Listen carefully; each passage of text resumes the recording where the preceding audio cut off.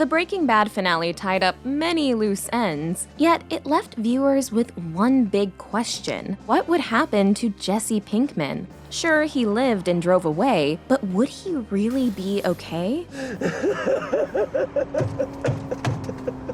In El Camino, Netflix's Breaking Bad movie, we get a feature-length answer. Back in 2013, when the final episode aired, show creator Vince Gilligan said that, while it was up to viewers to interpret the character's fate, personally, he hoped Jesse would manage to evade the police and end up all right. I think he rated a happy ending. He said, "The romantic in me wants to believe that he gets away with it and moves to Alaska and has a peaceful life communing with nature." In this cinematic epilogue to the show, Gilligan delivers on his own hopes. This is the journey of how Jesse gets to Alaska, and it's a journey that takes place primarily within, as Mr. Pinkman grapples with the ghosts of his past. All that you've done, it's a part of you. The movie's title, El Camino, has a double meaning. It's both the literal getaway car Jesse drives off in and Spanish for the road or the way. What we're watching here is Jesse's road to freedom, his escape route from a toxic past that's been dragging him down and controlling him for as long as we've known him, which is to say for as long as he's been in partnership with Walter White. Can you just stop working me for like 10 seconds straight? Stop jerking me around.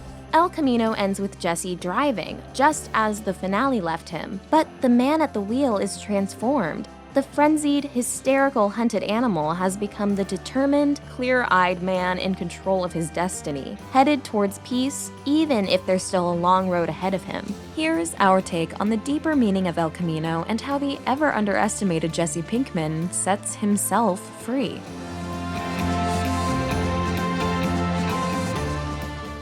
This video is brought to you by Mubi, a curated streaming service showing exceptional films from around the globe. It's like your own personal film festival streaming anytime, anywhere.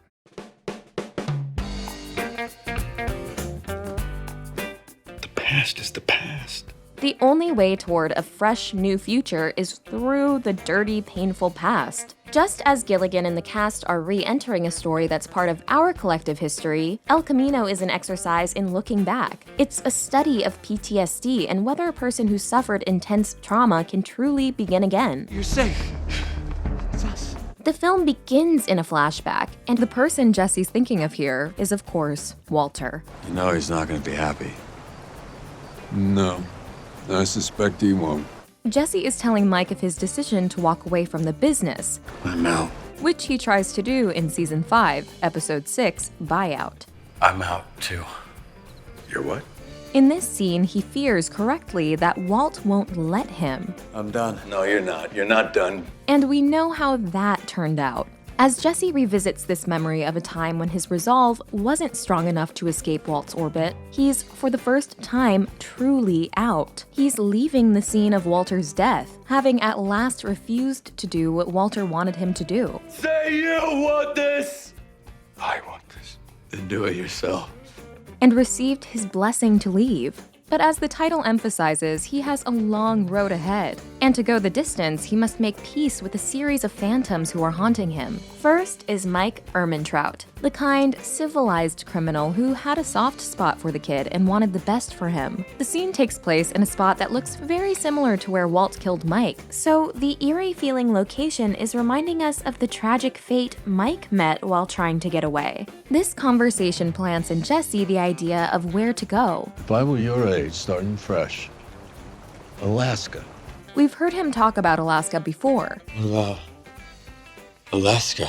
But now we know this idea was a gift to Jesse from Mike. The flashback helps Jesse set a destination for himself, which is both the literal place of Alaska and the emotional goal of starting fresh. Start over. Start fresh. One could. The next ghost is Jesse's captor and abuser, Todd Alquist. As we've talked about, Todd is a dark mirror figure of Jesse. Both are young blonde guys who worked for Walter. Both even fall for a brunette woman Walter kills or lets die. Texas authorities investigating the poisoning of a Houston woman are looking into her possible connection to Walter White's criminal organization. But while Jesse is sweet-hearted, deeply feeling, and always tries to protect the vulnerable, especially kids, a threat. The kid was waving at us. Todd is vacant, unfeeling, and rushes to kill the innocent, including kids, as a precaution. What did she do to you? What? Oh, she didn't do anything to me. Todd feels no remorse. Shit happens, huh? Jesse feels constant remorse. So no matter what I do, hooray for me because I'm a great guy. No matter how many dogs I kill, I just do an inventory and accept. Todd's prominence in the film underlines that Jesse must escape his dark alter ego. And this means both that, 1, he's not defeated by Todd's evil, and 2, he doesn't become it. When the action begins, Jesse has just killed his tormentor, but that doesn't mean he's mentally free of the sociopath. He's driving Todd's car, the very car in the film's title. First, I gotta get rid of that car. And after getting rid of it, he goes to Todd's apartment. So he's inhabiting his former captor's spaces. In the flashbacks, we see how much Jesse has suffered in these spaces. He's forced to lie down in the car and then help dispose of the body of an innocent woman, and even lie next to her corpse on the drive. Todd keeps Jesse docile with the threat of harming his former girlfriend Andrea's son, Brock. If you try to, escape, I'm gonna have to visit the little boy. It'll basically be out of my hands. And Todd seems to relish the excursion as a way of rubbing in that he knows Jesse won't try anything. He's Todd's well-trained, obedient pet. I'm gonna do a better job of keeping you clean from now on. Making Jesse lie next to the dead body is another control tactic, sending the message that Jesse, too, is already dead. Back in the present, Jesse fears that he's broken by Todd. When he sees the scared, animalistic creature he's become in the mirror at Skinny Pete's, he can't stand this sight, so he shaves off all his hair despite Skinny's advice to remain less recognizable. The key moment in the flashbacks with Todd comes when Jesse finds a gun, but lets Todd talk him out of his chance at freedom. On the way home, I was gonna get us some pizza. It's a moment that underlines Todd's terrible genius for psychological control. Because you earned it today. You definitely did. What kind of pizza do you like, Jesse? And it's clear his terror and manipulation tactics have damaged Jesse far more than the physical torture. Jesse relives this moment of surrender with Neil and Casey, 2 criminals he believes to be police officers searching Todd's apartment. You 2 aren't cops. This plot fleshes out a line of thought we've seen before in Jesse's narrative. The idea that his morality and goodness are liabilities in a Breaking Bad world. He poisoned a little kid. It ain't your old boy just because, just has a move. Jesse really doesn't want to hurt another innocent person. I'm no cop killer. If you have a gun, but it's clear you don't want to use it, that weapon doesn't give you any power. I don't want to shoot any cops. Yeah, you don't want to shoot any cops. Great, fantastic. When Jesse gives up his gun this second time, he feels the trauma and shame that Todd ingrained in him come flooding back, as he despairs that he's given up another chance to fight for himself. But after Jesse realizes the 2 men aren't cops, he's daring and bold. I will shoot you. Then do it already.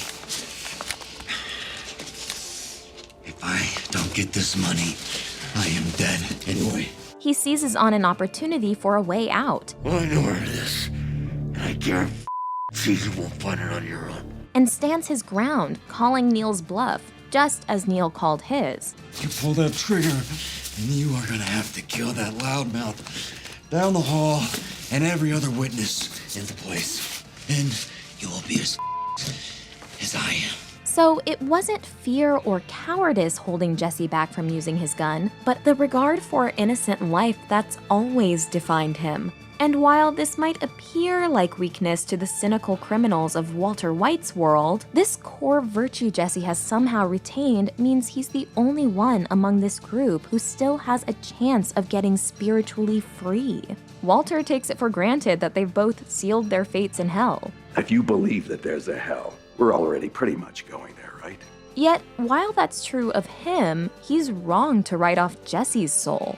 El Camino watches Jesse restore his sense of self by finding a way to get free without compromising his core morals. As a dark alter ego, Todd is a manifestation of that worst possible self Jesse fears he is. He must reckon with his past as a person who has killed and hurt people and contributed to a drug trade that fuels people's misery.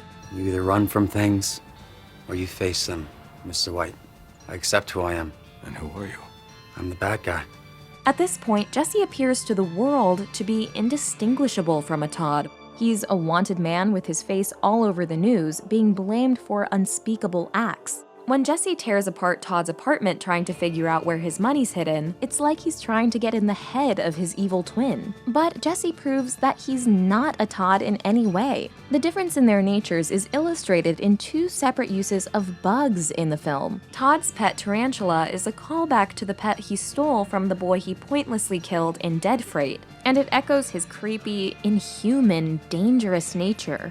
Meanwhile, we get a moment of Jesse not hurting a defenseless beetle, which calls back to the scene in Peekaboo when Jesse is fascinated by a beetle before it's crushed by Skinny Pete. The moments underline his gentle treatment of creatures others just discard. And if you compare Jesse to that vulnerable little creature, this beetle he's now lifted up could represent that he's going to make it out okay. Todd's apartment has a couple other Easter eggs, as Todd's own line tells us. I was thinking of Easter eggs. We see a Vamonos pest shirt and a snow globe with little figures of Todd and his crush, Lydia. We also might notice that Jesse's way of killing Todd, strangling him, is a just retribution for Todd's killing of an innocent here. Gonna need this. Finally, almost an hour and 45 minutes into the film, Jesse is visited by the ghost we've all been waiting for. The flashback with Walter takes place after the pair's mega cook in the Season 2 episode 4 Days Out, which actor Aaron Paul has called his favorite episode. We hear Jesse on the phone, presumably to Jane. Do you miss me? This scene resurrects that old Jesse of early days. Yes, science! Gatorade me, bitch. As clearly signaled by the one bitch he drops in the whole film. Yeah, bitch. Reverting to this original Walt and Jesse rapport is enjoyable, familiar, indulging a nostalgia for viewers. That was good for you. It's got bromine. Bromelain. But close. Actually, it's not close at all. Yet it feels remote, separated from this story by an impenetrable layer of time. And this former Jesse This is my own private domicile and I will not be harassed! Bitch! is dead. This is highlighted early in the film when we cut from Jesse's tense scene evading the cops to a similar visual of the video game his friends Skinny Pete and Badger are playing. You couldn't drive a 2-button elevator. You couldn't drive Miss Daisy. You couldn't drive Thelma and Louise off of that cliff. Jesse shows up into this lighthearted vignette of the kind of night he used to be right at home in, but he's unrecognizable. Dude, you lost? Jesse? When Walt says his most significant line in the film, You're really lucky, you know that? You didn't have to wait your whole life to do something special. the visual here subtly evokes the opening shot when Jesse was thinking of Walt, and the line tells us everything about Walter's distorted view of what matters in life. He took Jesse's future from him before the kid had even really grown up and left him scarred and traumatized. Yet he really believes that he gave his protege something: greatness, specialness. When he asks, After this, what then? What about college? Given all that's happened since, Jesse going to college really is impossible, and that's thanks to Walt. At the Owl Cafe, Walter believes he's going to die soon. Your family is gonna get every dime they got coming to them, Mr. White. No matter how long it takes.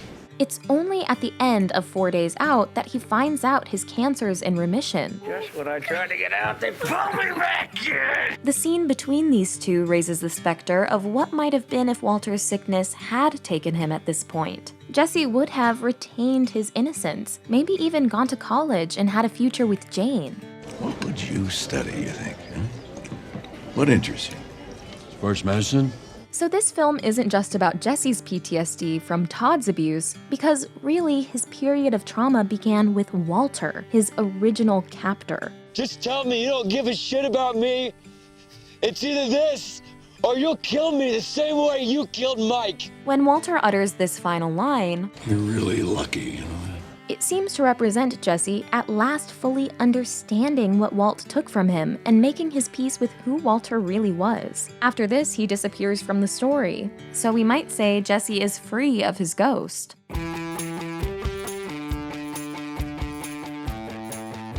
The running theme about Jesse in Breaking Bad is that he's constantly underestimated. Go to Mexico and screw up like I know you will. Old Joe reminds us of this when he calls back to a memorable time Jesse came through with a clever idea. Magnets! Yeah? That was a good one. Yeah, bitch!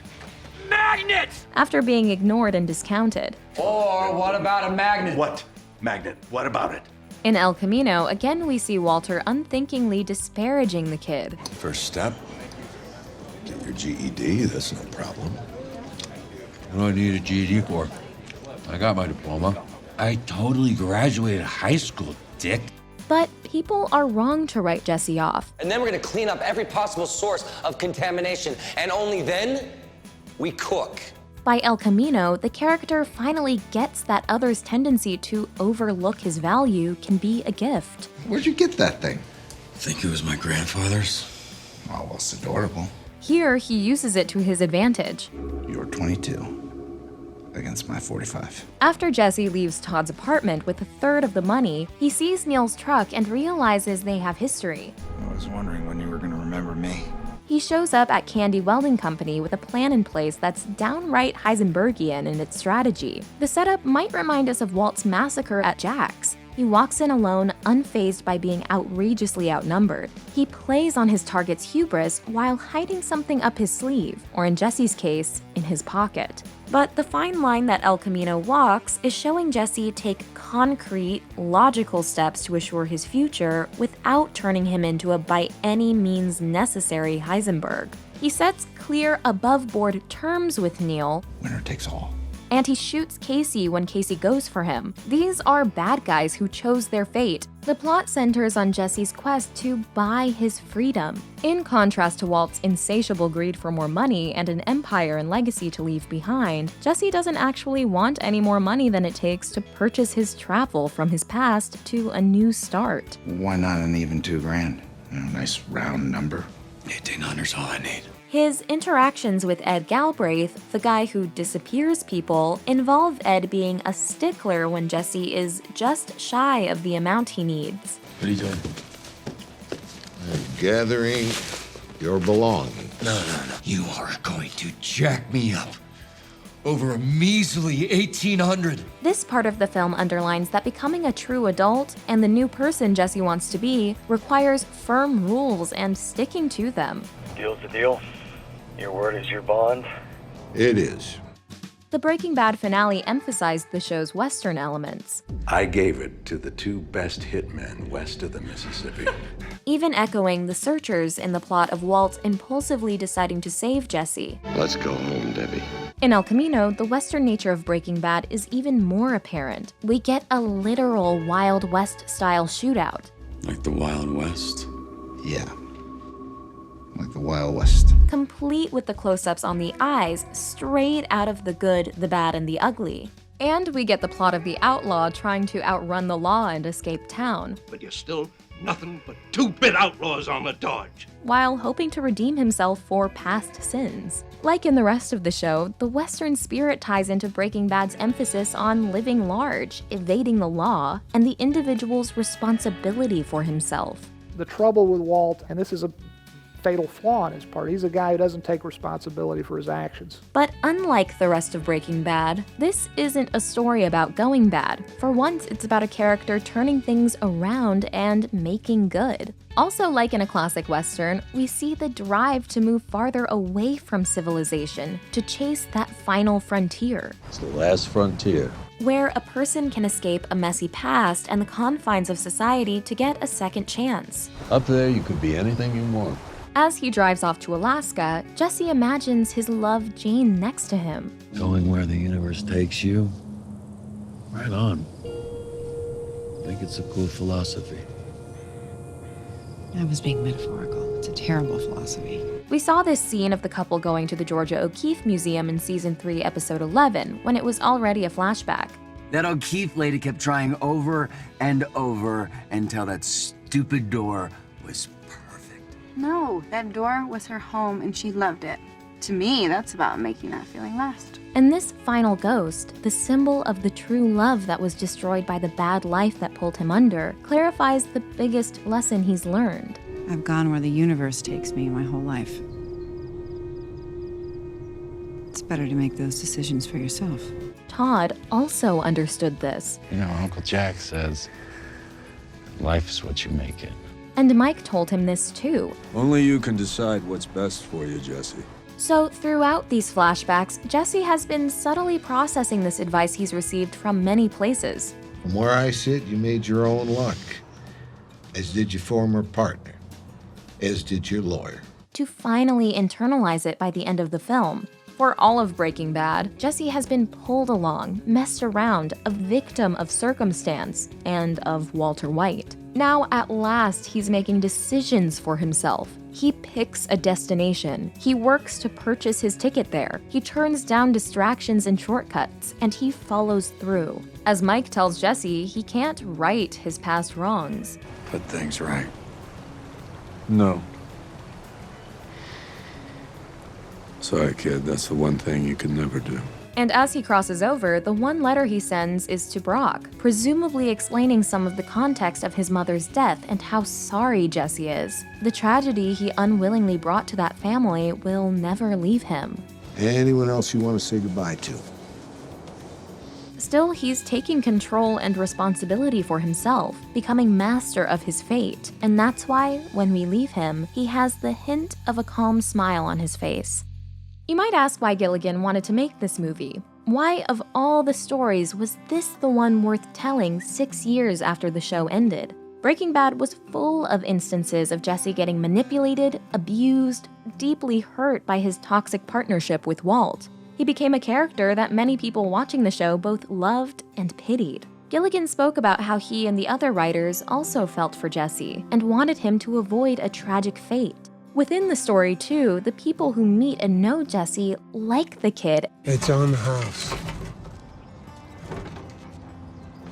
Good kid. And want to help him if they can. Why are you doing all this? You're my hero and shit. Jesse is the one character who seemed like he didn't deserve the doomed, hellish consequences of choosing this life, because he didn't really choose it. When the show begins, Jesse is a very small-time criminal. He may not be contributing much to society, but he's not causing widespread death and destruction. His former teacher blackmails him into starting a joint meth cooking operation. Either that, or I turn you in.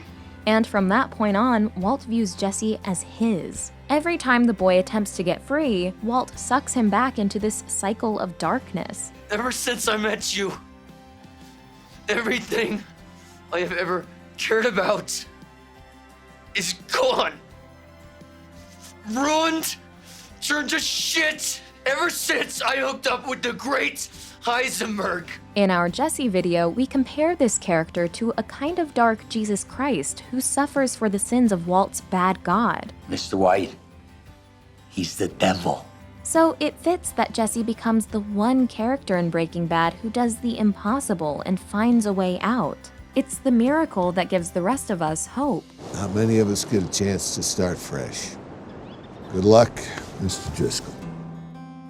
Hey guys, this is Alani, and today I want to talk to you about one of our favorite places to watch movies, Mubi. Mubi is a treasure trove of films. Every day, Mubi premieres a new film, whether it's a movie you've been dying to see or one you've never heard of before. There is always something new to discover. So in this world where it's very easy to spend hours debating what you should watch, Mubi is like having a really cool friend with amazing taste in movies, making it so much easier for you. They feature hard-to-come-by masterpieces, indie festival darlings, influential art house and foreign films, lesser-known films by your favorite famous directors, and more. Plus, you can even download the films to watch offline, and there are no ads, ever. To celebrate Halloween, this October Movie is presenting a series dedicated to the legendary Dario Argento, featuring a selection of the horror icon's best movies. You can check out films like Inferno, Deep Red, and more.